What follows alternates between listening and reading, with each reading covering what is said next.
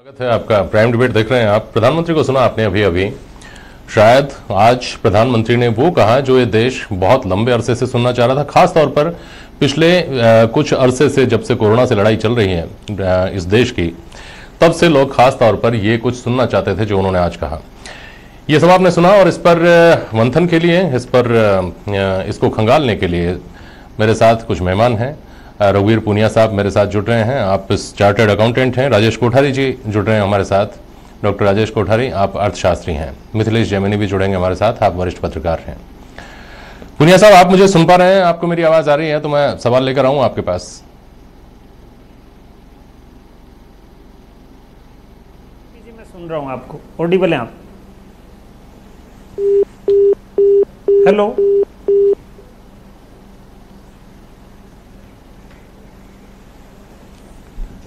चलिए मिथिलेश जैमिनी, आप मुझे सुन पा रहे हैं?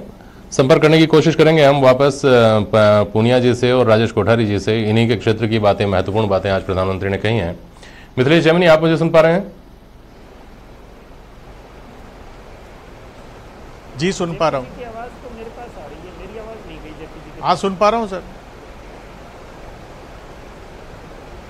जेपी जी मेरे को तो आ रही है आपकी आवाज। मिथिलेश जी, आज ये अंदाजा लगाया जा रहा था कि जो आज का प्रधानमंत्री का संबोधन होगा वो पिछले 2-3 संबोधन जो कोरोना के दौरान उनके हुए उससे कुछ अलग होगा। अपनी अपनी तरह के लोगों के कयास थे। ये शायद अप्रत्याशित रहा होगा कि आज प्रधानमंत्री इतना बड़ा ऐलान करेंगे। आर्थिक पैकेज का उन्होंने जो ऐलान किया, 20 लाख करोड़ रुपए के आर्थिक पैकेज का ऐलान किया, बहुत बड़ी बात इस देश के लिए है। उससे ज्यादा लॉन्ग टर्म में और विस्तृत दायरे में देखने पर जो उन्होंने लोकल पर आज जो जोर दिया है वो मुझे और ज्यादा कहीं एक महत्वपूर्ण और पूरी तस्वीर को बदल देने वाली बात लगती है। पहले इस 20,000 करोड़ के पैकेज पर मैं आता हूं। ये वो था जो हम सुनना चाहते थे बहुत लंबे अरसे से। मिथिलेश जैमिनी जी शर्मा जी, आज जो प्रधानमंत्री नरेंद्र मोदी ने आर्थिक पैकेज की जो घोषणा की है, उस घोषणा के पीछे जो प्रमुख रूप से मंशा है, वो मंशा यह दर्शाती है कि वो आज एक अभिभावक के रूप में, देश के अभिभावक के रूप में आए और उन्होंने हर वर्ग को छूना चाहा। लोगों को उम्मीद थी कि जब वो रात को 8 बजे आते हैं तो नोटबंदी जैसे फैसले करते हैं, जीएसटी जैसे लागू करने के फैसले करते हैं, और उनको उम्मीद थी कि आज कोई आर्थिक आपातकाल जैसा कुछ घोषणा नहीं कर दे। लोग दिन में इस पे चिंतित थे, कई तरीके के कयासों का बाजार गर्म था। लेकिन शाम ढलते ही जब 8 बजे मोदी जी टीवी की स्क्रीन पर आए तो उन्होंने एक अभिभावक की भूमिका अदा में की और उन्होंने समाज के सभी वर्गों को कुछ देने की बात कही और वसुधैव कुटुंबकम के साथ जो भारत के मुख्य निर्माता हैं, किसान, जवान और मजदूर वर्ग के लिए विशेष घोषणाएं की, जो एक सुखद, इस कोरोना काल में मैं कह सकता हूं एक सुखद पहल है। इन्होंने एक बात कही कि लैंड, लेबर, लिक्विडिटी और लॉ, इन सबको मिला के इंफ्रास्ट्रक्चर का हम एक मजबूत ढांचा खड़ा करेंगे। और एक जो राहुल गांधी जी ने पिछले दिनों एक मांग की थी कि जो सप्लाई चेन है उसको मजबूत की जाए और रेड जोन में भी सप्लाई की बहाली की जाए, उस पर भी उन्होंने आज अपना स्पष्टीकरण दिया, जो एक अच्छे नेता की भूमिका में नजर आए प्रधानमंत्री नरेंद्र मोदी। उन्होंने कहा कि हम सप्लाई की चेन को बहुत बेहतर करेंगे। जो एक सकारात्मक राजनेता के रूप में आज प्रधानमंत्री नरेंद्र मोदी ने, जो देश कोरोना के लॉकडाउन के चलते मानसिक अवसाद में ग्रसित था, उसे एक नई भूमिका दी है, नया पैकेज दिया है।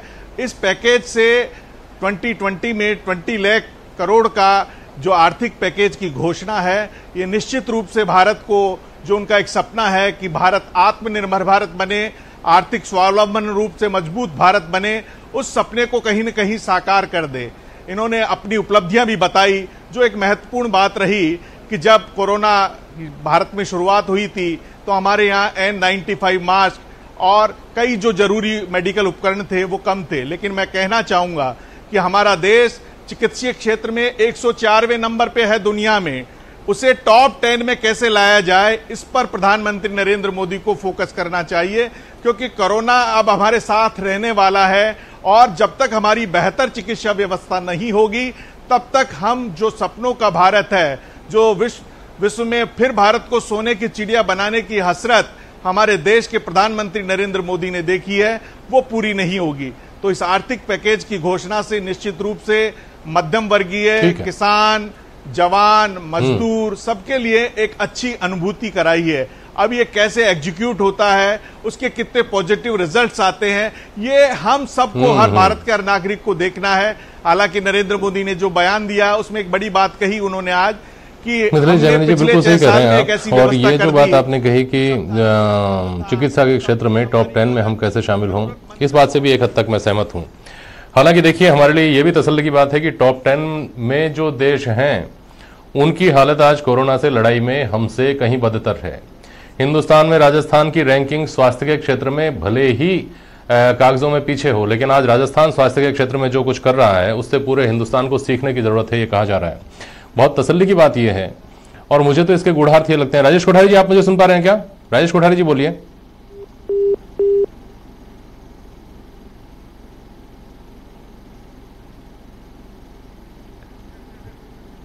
अच्छा पूनिया साहब, आप सुन पा रहे हैं तो आप बोलिए। हाँ जेपी सर, हाँ जेपी सर, हेलो। हाँ पूनिया साहब, देखिए हाँ जेपी जी, मेरे को आपकी आवाज आ रही है। आर्थिक पैकेज है, मैं और मिथिलेश भाई अभी डिस्कस कर रहे थे, इसको डिस्कस कर रहे थे। इस पर भी मैं आपसे भी सवाल करूंगा, लेकिन जो बात प्रधानमंत्री ने जोर देकर कही सप्लाई चेन, और सप्लाई चेन का उन्होंने ये कहा कि डिमांड और सप्लाई, हमारे यहाँ की डिमांड जनरेट हो, उसकी सप्लाई करने में हम खुद ही सक्षम हो। और उन्होंने बीच में यह भी कहा कि इंटरनेशनल चेन जो है उसको भी हम सप्लाई करने की स्थिति में आए।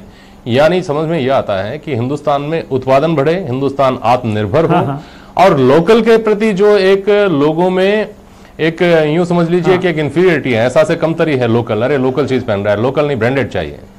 प्रधानमंत्री ने आज मुझे लगता है कि उस सिरे को छुआ है कि हम ब्रांडेड के पीछे ना भागें, हम लोकल जो चीज है, उन्होंने बार बार जोर देकर कहा लोकल लोकल लोकल। यानी आप अपने यहाँ की चीज को, अपने हिंदुस्तान की चीज को, अपने आसपास की चीज को, उसको हे दृष्टि से मत देखिए, उसको आप वरीयता दीजिए इंटरनेशनल ब्रांड्स के ऊपर, तो हिंदुस्तान का पैसा हिंदुस्तान में रहेगा, तो जो डिमांड है और जो सप्लाई है वो चलती रहेगी, तो हिंदुस्तान आत्मनिर्भर होगा। मैं जो समझ पाया एक सामान्य आदमी के नजरिए से, अर्थशास्त्री की नजर से आपने क्या समझा, बताइए।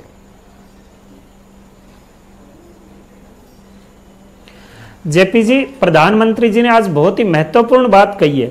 इस समय क्या है कि चाइना जो एक साम्राज्यवादी नीतियां चलाता था और आर्थिक साम्राज्यवाद से चाइना ने पूरी दुनिया को अपनी ग्रिप में ले रखा था। अब पूरी दुनिया का इस कोविड-19 के बाद में चाइना से मोह भंग हुआ है, तो ये भारत के लिए एक बड़ी अपॉर्चुनिटी के रूप में है।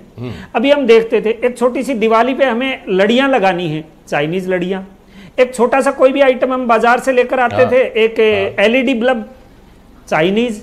तो अब पूरी दुनिया चाइना से मुंह मोड़ रही है, ये भारत के लिए एक बहुत बड़ी अपॉर्चुनिटी है। तो एक तो जब चाइनीज माल भारत में नहीं आएगा तो भारत की इंटरनल डिमांड, उसकी इंटरनल डिमांड पूरी करने के लिए हमारे यहाँ की इंडस्ट्रियल यूनिट्स के लिए ये एक अपॉर्चुनिटी है। इसके अलावा जो पूरी दुनिया को सप्लाई भारत दे सकता है, तो भारत के अंदर लेबर सस्ता है, लेबर लॉज में इन्होंने जो ढील दी है, चलो एक तरफ हम उनकी आलोचना कर रहे हैं, लेकिन दूसरी तरफ वो एक अपॉर्चुनिटी भी है कि उससे हम पूरे वर्ल्ड को सस्ता प्रोडक्ट उपलब्ध करा सकते हैं। जो हमारे यहाँ श्रम शक्ति है, जिसको मोदी जी ने बहुत जोर देकर कहा कि हमारे यहाँ हमारी जो श्रम शक्ति है, लोकल है, वो हमारी ताकत है। मोदी जी ने यह कहा कि जब Y2 के संकट आया था उस समय भारत के इंजीनियर्स ने अमेरिका में रहकर यह काम किया। तो सप्लाई और डिमांड दोनों चीजें भारत में हैं, अगर भारत इस अपॉर्चुनिटी को इनकैश करता है। और रही बात जो 20 लाख करोड़ के पैकेज की, राजेश कोठारी जी वापस आता हूं, पूनिया साहब आपके पास वापस आता हूं। राजेश कोठारी जी, आप सुन पा रहे हैं मुझे तो बोलिए।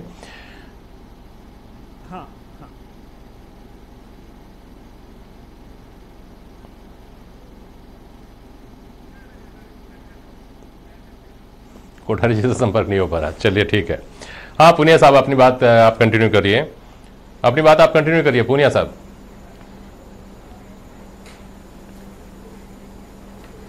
हाँ जेपी जी, जो रही बात 20 लाख करोड़ के पैकेज की, तो 20 लाख के 20 लाख करोड़ के पैकेज से अगर किसी के कोई ये गलतफहमी हो कि हमारे लोन माफ हो जाएंगे, तो लोन माफ न तो होंगे और न लोन माफ करने चाहिए। हाँ, जो लोन हैं उनको सस्पेंड कर दिया जाना चाहिए कि जो इस पीरियड की जो 5 महीने, 6 महीने, 8 महीने की जो किस्तें हैं उनको लेटर ऑन कर देना चाहिए। उनके जो लोन्स की इंस्टॉलमेंट है वो कम कर देनी चाहिए, रिफेजमेंट कर देना चाहिए। और उनके जो एनपीए के नॉर्म्स अभी हमारे यहाँ ये हैं कि अगर 90 दिन तक आपने किस्त नहीं चुकाई तो आपका अकाउंट एनपीए हो जाएगा, उसको बढ़ाकर 1 साल या उसको सस्पेंड कर देना चाहिए। अभी 90 दिन में एनपीए हो गया अकाउंट और आपने उसके बाद में 30 दिन का नोटिस देकर बैंक्स वगैरह उसको, कंपनी को इंसॉल्वेंसी एक्ट में दिवालिया घोषित करवा देती हैं। तो इस पूरी प्रक्रिया के ऊपर रोक लगनी चाहिए। बिल्कुल ठीक और है पुनिया साहब, उनको इजी होना चाहिए व्यापार करना। हाँ। दूसरा जो अभी कानून आए थे, जीएसटी और ये जो कानून आए थे, इनकी वजह से कुछ व्यापारियों के लिए व्यापार करने में दिक्कत होने लग गई थी। तो जेपी जी, हमारे हिंदुस्तान के व्यापारियों में इतनी उद्यमशीलता है, अगर उनके पैरों की बेड़ियां खोल दी जाएं और अगर उनको फ्री ट्रेड करने दिया जाए तो वो वर्ल्ड में लक्ष्मी निवास मित्तल ने आज फ्रांस जैसी सरकार को उनको रोकने के लिए नए कानून बनवाने की जरूरत। बिल्कुल सही बात है। तो ये 20 लाख करोड़ का पैकेज जा रहा हूँ पुनिया साहब, मिथिलेश जैमिनी जी के पास जा रहा हूँ। मिथिलेश जैमिनी जी, बहुत कम समय बचा हुआ है, संक्षिप्त में अपनी बात बोलिएगा। ये जो 20 लाख करोड़ रुपए का पैकेज है, ये निश्चित तौर पर राहत पहुंचाने वाला भी इसका एक हिस्सा होगा। जरूरतमंदों को कम से कम रोजी रोटी का उनका इंतजाम हो जाए, वो ठीक तरीके से चलती रहे। पहला हिस्सा मेरे ख्याल में इसका ये होगा। दूसरा जो मुझे समझ में आता है वो यही होगा कि इस तरह से इसको डिजाइन किया जाए, इस राहत को भी इस तरीके से डिजाइन किया जाए कि इसका इस्तेमाल करके जो लोग कामकाज करें, वो कामकाज भी हिंदुस्तान का पैसा हिंदुस्तान में ही रखे, हिंदुस्तान के लोगों को रोजगार दे, हिंदुस्तान के लोगों की जरूरत पूरी करे। मिथिलेश जैमिनी जी। शर्मा जी, राजस्थान के मुख्यमंत्री अशोक गहलोत जी पिछले कई दिनों से 1 लाख करोड़ का पैकेज की मांग कर रहे थे। मुझे लगता है उस मांग के बाद सारे मुख्यमंत्रियों ने पैकेज की मांग की और प्रधानमंत्री ने उसे आवश्यकता को समझा। और भारत के जो व्यापारी हैं वो 4.5 लाख करोड़ का पैकेज मांग रहे थे कि वापस इंडस्ट्री को लगाने के लिए, चलाने के लिए। तो एक सकारात्मक माहौल जरूर बनेगा। और दूसरा, जो चीन के बारे में जो कहा जा रहा था कि चीनी प्रोडक्ट का हम बहिष्कार करें, जो एक भाजपा का छुपा हुआ एजेंडा था, स्वदेशी का जागरण अभियान चल रहा था, उसको भी इस योजना के तहत बल मिलेगा कि भारत का माल बनेगा, भारत में ही खपत होगी, तो निश्चित रूप से भारत ही समृद्ध बनेगा। और जो आत्मनिर्भर भारत बनाने का एक सपना देखा गया है, उस सपने को साकार करने का बल मिलेगा। लेकिन अब ये योजनाएं कितनी प्लानिंग होती है, कितनी एग्जीक्यूट होती है, वो एक बहुत बड़ी एक रचना, और उसमें राज्य सरकारों का अहम भूमिका रहेगी। केंद्र सरकार की जो स्कीम्स हैं उनका राज्य सरकार किस तरीके से लागू करती है, जैसे पश्चिम बंगाल और कांग्रेस शासित राज्यों के बीच में कई बार मनमुटाव की बातें केंद्र के साथ आ रही है। ठीक बात है, उम्मीद ये की जानी चाहिए। जैसा राजस्थान सरकार के बारे में मिथिलेश जैमिनी ने कहा, राजस्थान के मुख्यमंत्री अशोक गहलोत हमेशा से स्वदेशी के पक्ष में रहे हैं। खादी के प्रति उनका आग्रह सब लोग जानते हैं, सादगी के प्रति उनका आग्रह जानते हैं। प्रधानमंत्री नरेंद्र मोदी ने अब तक जो जो अपीलें की हैं, उन अपीलों ने बहुत बड़ा असर छोड़ा है। भले ही वो जो अपीलें थी उनको लेकर विवाद खड़े हुए हों, थाली बजाने, मोमबत्ती जलाने, इन सबको लेकर, लेकिन उन अपीलों का बहुत बड़ा असर हुआ है। उम्मीद ये की जानी चाहिए कि इस बार जो अपील की गई है, लोकल के ऊपर फोकस किया गया है, स्वदेशी चीज़ों का एक तरह से दूसरे शब्दों में अपील की गई है। इस पर अगर लोगों ने उसी तरह का रिस्पॉन्स दिया तो ये उम्मीद की जानी चाहिए कि अर्थ जगत को और भारतीय उद्योग जगत को बहुत बड़ी राहत मिलेगी। बहुत शुक्रिया आप दोनों का आज प्राइम डिबेट में शामिल होने के लिए। आज के लिए बस इतना ही। नमस्कार।